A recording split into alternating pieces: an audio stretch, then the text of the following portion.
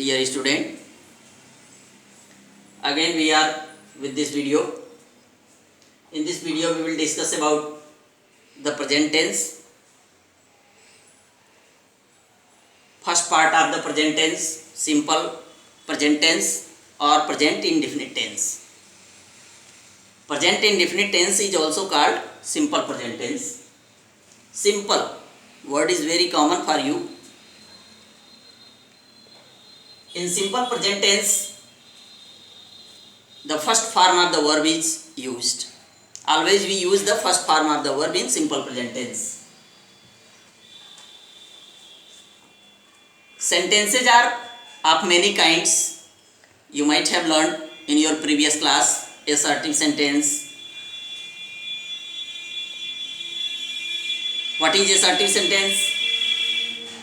A sentence that declare or states something is known as assertive sentence. A sentence that declare or states something is known as assertive sentence.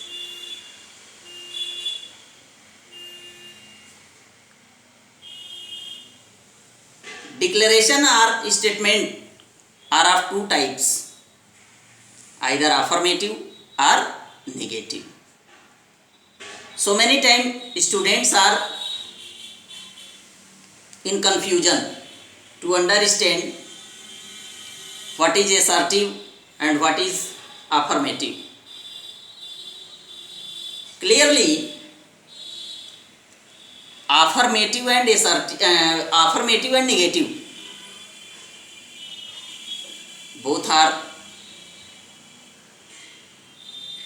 the combination of assertive. Assertive sentence is of two types, affirmative and negative. So, affirmative, in affirmative, not word is not used.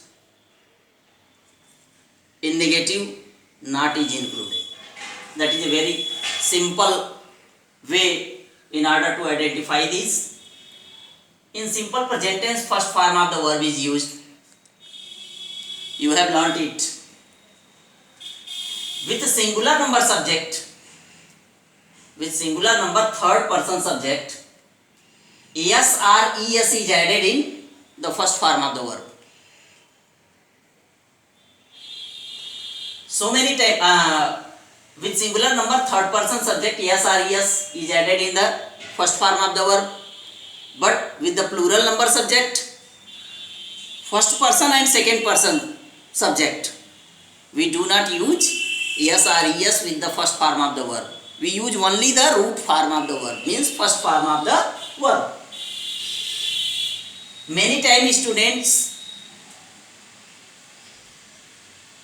confuse in order to use es or es. So many times in our class also, we tell our student that with this type of subject we use es or es. But particularly, it is not very clear oftenly that to which verb es is added and to which es is added. So, details about es or es, details about the use of es or es. Es is added with the verb ending in o, s, double s, sh, ch and x. If the verb is ends in, means the last letter of the verb is o, s, double s, sh, ch and x, then es is added in case the singular number third person subject. Second, if the verb ends in y, if the verb ends in y, means if the last letter of the verb is y. Suppose pay, P-A-Y, it is a verb, pay. And that y is preceded with a consonant. then y is changed into I and es is added then. But the rule is not applicable. The above rule, this rule means y, changing of y into I is not applicable if y is preceded with a vowel. Are you getting my point? If before y there is a vowel, then no y is not changed into I, only yes is added. But if the y before y there is a consonant, y is changed into I and es is added. Whereas I think you are very clear about this. Now come to the short recapitulation about affirmative, negative and interrogative. Affirmative are, in affirmative we use subject plus V1 plus object, means yes or yes according to the subject we use. In negative sentences with subject do or does not are used. Do with I, we, you, they plus first form of the verb plus object. In interrogative sentences, again the sentence start with do, does plus subject plus V1 plus object. Do is used with first person, second person and plural number subject. Does is used third person, singular number subject. In class 9, the above things you have read, you have you are taught by your teacher very clearly. In class 9 and 10, what is requirement of the board is to understand the methodology of the tenses, where to use, how to use, why to use. Such type of discussion are required in class 9 and 10. So usage of simple present tense, where we use the simple present tense, this is very necessary to know. So simple present tense is used to show the habitual action in present tense. Likewise in past tense, to show the habitual action in past tense we use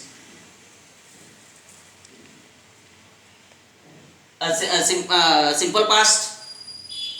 तो habitual action, daily routine or custom. In order to show the habitual action, daily routine and custom, we use simple present tense. Let us take some examples given here.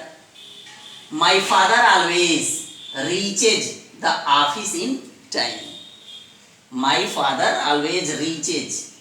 The verb reach, reaches. Again, I would like to indicate this point. We have discussed that the verb ends in O, S, S, S, SH, CH and X require ES if the subject is third person singular number. So subject my father, first person, third person singular number. So with this we will have to add S or ES in the root form of the verb, and verb is reach.